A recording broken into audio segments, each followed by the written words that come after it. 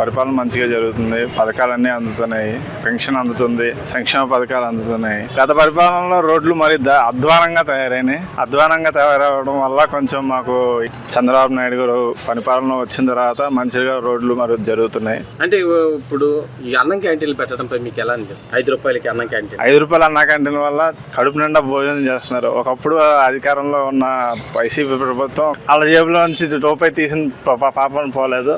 50 రూపాయలు మనం నార్మల్గా భోజనం చేసేవాళ్ళం, ఇప్పుడు 5 రూపాయలు భోజనం చేస్తున్నాము. దానివల్ల 45 రూపాయలు తేడా వస్తుంది. దానివల్ల ఉపయోగం కదా, మనకి మిగులుతుంది కదా. అంటున్నారు గవర్నమెంట్ వచ్చిన పథకాలు ఇవ్వట్లేదు, అది ఇదని మాట్లాడుతున్నారు. వాళ్ళు వచ్చిన సంవత్సరంలో ఏమైనా జరిగినాయి గుండెల మీద చేసుకొని చెప్తాను. వాళ్ళు అధికారంలోకి వచ్చిన తర్వాత ఏ పథకం అనేది అందలేదు. లోటులో ఉంది తప్పితే ఇక్కడ ఉన్న ప్రభుత్వంలో మంచి జరుగుతుంది, ప్రజలకు మంచి జరుగుతుంది. కంపల్సరీగా ప్రభుత్వం అనేది మంచి జరుగుతుంది. ఈ రోజు అమరావతి రాజధాని అయితే మీకు ఎలా అనిపిస్తుంది? వచ్చే తరానికి అభివృద్ధి జరుగుతుంది. ఈ రోజు రాష్ట్రానికి పెట్టుబడులు రావటంపై మీకు ఎలా అనిపిస్తుంది? ఉపాధి కల్పిస్తున్నారు కదా సార్.